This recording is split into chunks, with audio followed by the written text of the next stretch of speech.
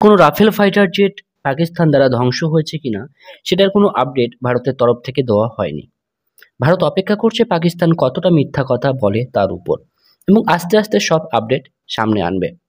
যেমন 12 তারিখের প্রেস কনফারেন্সে পাকিস্তানের মিরাজ ফাইটার জেট শ্যুট হয়েছে সেটা রিপোর্ট দেয়। আস্তে আস্তে টেকনিক্যাল ডাটা সামনে আসবে। এমন অবস্থায় একটি ছবি ভাইরাল হয়েছে, যেটাকে বলা হচ্ছে ভারতের SU-30 MKI fighter jet shoot হয়েছে, এমন একটা ছবি দেখানো হচ্ছে। অ্যাকচুয়ালি কি তাই? এই ভিডিওতে আমি সেটাই আপনাদের জানানোর চেষ্টা করেছি। নমস্কার বন্ধুরা, লেটেস্ট ডিফেন্স নিউজ ইউটিউব চ্যানেলে আমি ঈশানু আপনাদের সবাইকে স্বাগত জানাচ্ছি।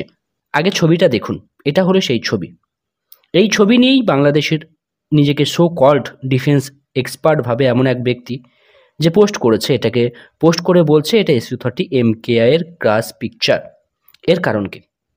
এর পিছনের কারণ হলো একজন ভারতের আর্মি পার্সোনাল ভিডিওটি তৈরি করে, যে বলে ভারতের জেট ক্র্যাশ হয়েছে। এমনই তাতে শোনা যাচ্ছে, মানে সেই ভিডিওতে শোনা যাচ্ছে। এই যে ভিডিওটা করা হয়েছে বা ছবিটা দিনের বেলায়, অবশ্যই তিনি দিনে ডিউটিতে এসেছেন। আর উনিও পাকিস্তানের অনেক প্রোপাগান্ডা ভিডিও দেখেছে রাত ভোর ধরে, যে ভারতের এতটা ফাইটার জেট ধ্বংস হয়ে গেছে, পাকিস্তান ধ্বংস করে দিয়েছে। সে যখন ডিউটিতে আসে সেখানে তারও মাথায় এটাই ঘুরছিল যে এটা হয়তো তাহলে ভারতের ফাইটার জেট, কারণ ইঞ্জিন দেখে ফাইটার জেটের শনাক্তকরণ একজন আর্মি পার্সোনাল করতে পারবে না। এটা জাস্ট মাইন্ড গেম। সেটা দেখেই ভিডিও করে ভারতের ফাইটার জেট ক্র্যাশ করেছে সেটা তিনি বলেন। আর বাংলাদেশের আরেকটু উপরে উঠে গিয়ে বলে যে এটা SU-30 MKI। এর পিছনের ইনফরমেশন ওয়ারফেয়ার কিন্তু কাজ করছে। যখন ভারতের কাছে রাফেলে ছিল না, তখন এদের টার্গেট ছিল SU-30 MKI ফাইটার জেটকে কোনো রকমে শ্যুট করা। সেটা তারা প্রোপাগান্ডার মধ্যে যুক্ত করে, এবং 2019-এ তারা নাকি SU-30 MKI-কে শ্যুট করে দেয়। তার কোনো প্রমাণ তারা দিতে পারেনি। পাকিস্তানের এয়ারফোর্সের অনেক অফিসার প্রেস কনফারেন্স তো করেনি, অন্যান্য টিভি চ্যানেলে এসে বলে যে তাদের কাছে কোনো কনফার্ম রিপোর্ট নেই যে SU-30 MKI শ্যুট হয়েছে। কিন্তু SU-30 MKI শ্যুট করবার জন্য অফিসার, মানে যারা পাইলট ছিল, তাদেরকে আবার সংবর্ধনাও জানানো হয়েছে। ও কথা বাদ দিলাম, এবার আসি 2025-এ। তো ভারতের কাছে রাফেলে ফাইটার জেট চলে আসে, তো সোশ্যাল সাইডে তারা রাফেলে ফাইটার জেটকেও শ্যুট করে দিয়েছে। এরপর বাকি থাকে SU-30 MKI, সেটাকে তারা এই ছবি দিয়ে শ্যুট করে দিল। That is the information warfare buddy. আমরা ভারতীয়রা মূর্খ না, আমরা ফ্যাক্ট চেক করতে জানি। আসুন ছবিটা একটু দেখি আর জানার চেষ্টা করি অ্যাকচুয়ালি কোন ফাইটার জেট ক্র্যাশ হওয়ার ভিডিও এটা বা ছবি এটা। এদের মতে ভারতের SU-30 MKI fighter jet shot হয়েছে, এই ছবি দেখে তারা বলছে। আমাদের আগে জানতে হবে SU-30 MKI কিন্তু ডাবল ইঞ্জিন ফাইটার জেট, আর ক্র্যাশ হওয়া ভিডিওটা কিন্তু সিঙ্গেল ইঞ্জিন ফাইটার জেটের। SU-30 MKI-তে ব্যবহৃত হয় সাটার্ন AL-31 ইঞ্জিন। আপনারা স্ক্রিনে যে ছবিটা দেখতে পাচ্ছেন এটা এর মানে এই AL-31 ইঞ্জিনের মডেল ছবি। এখানে বলে রাখি, ইঞ্জিনের 3টি সেকশন থাকে। ফ্রন্ট পার্ট, যেখানে ব্লেড থাকে ঘুরে, মাঝখানের একটা পার্ট থাকে মিডল পার্ট, এবং শেষে থাকে এক্সস্ট পার্ট। ফ্রন্ট পার্টের SU-30 MKI ইঞ্জিনের স্ট্রাকচারটা ভালো করে দেখুন। ধ্বংস হওয়া বিমানের ইঞ্জিনের সঙ্গে এর কি কোথাও মিল পাচ্ছেন? উত্তর হলো না, কারণ ধ্বংস হওয়া বিমানের ফ্রন্ট সাইডের 6টি ব্লেড গার্ড দেখতে পাওয়া যাবে। আপনারা দেখতে পাচ্ছেন 6টি, 1, 2, 3, 4, 5, 6টা। আপনারা গুনে গুনে দেখতে পারেন, কিন্তু SU-30 MKI-তে সেটা অসংখ্য। নোজটা লক্ষ্য করুন, দুটি ইঞ্জিনের মিল পাচ্ছেন? You can see the difference.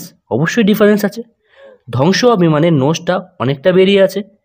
হতে পারে স্বাভাবিকভাবে যখন ডেস্ট্রয় হয় সামনের পোর্শনটা কিছুটা উঠে গিয়েছে, সেই কারণে আমি চিহ্নিত করছি কোন জায়গাটাই উঠে গেছে। এগুলো দেখে 100% কিন্তু কনফার্ম যে এটা SU-30 MKI না। আরও অনেকে বলতে পারে এটা তাহলে MiG-29। আপনাদের বলে দিই, MiG-29ও কিন্তু ডাবল ইঞ্জিনের ফাইটার জেট, আর ক্র্যাশ হওয়ার পর ইঞ্জিন একসাথেই থাকে। কোথাও দেখেছেন এই ইঞ্জিন এখানে তো সেই ইঞ্জিন ওখানে? দেখেননি। ক্র্যাশ হওয়ার পর কিন্তু ইঞ্জিন কাছেই পড়ে, আশেপাশে একেবারে কাছেই পড়ে। তাও আপনাদের শান্তির জন্য বলে দিই, MiG-29-এ ব্যবহৃত হয় RD-33 ইঞ্জিন। এই হলো তার মডেল ছবি। এর ব্লেড গার্ড কটা? 1, 2, 3, 4টা। রেড কালার করে আমি আপনাদের দেখিয়ে দিচ্ছি। ধ্বংস হওয়া বিমানের কিন্তু 6টি ব্লেড গার্ড, 6টি।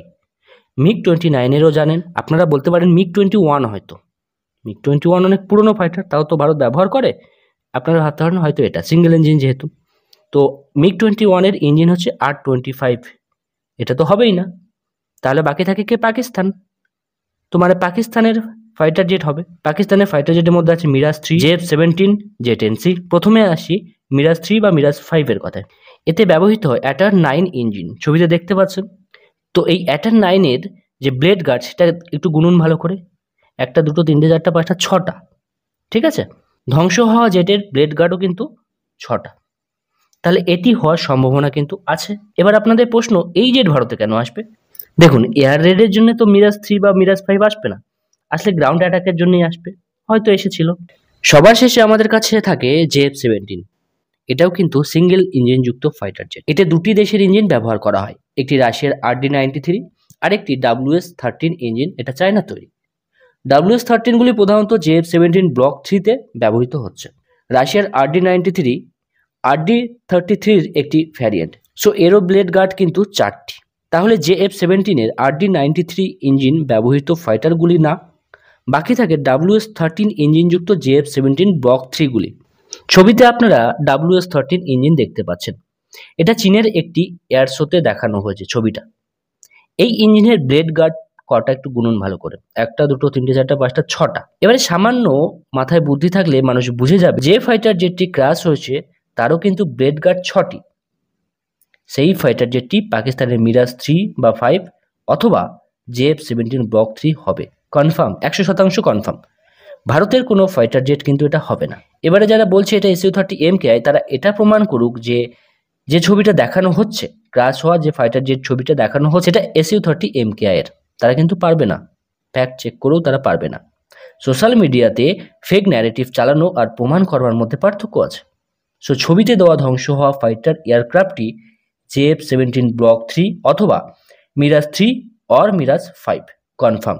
তো এই ছিল একটি ভিডিওটি যদি ভালো লেগে থাকে অবশ্যই লাইক করবেন, বন্ধুদের সাথে শেয়ার করবেন। দেখা হবে নতুন একটি ভিডিওতে নতুন টপিকের সাথে। ততক্ষণ সবাই ভালো থাকবেন, সবাইকে ভালো রাখবেন। ধন্যবাদ। জয় হিন্দ, বন্দে মাতরম।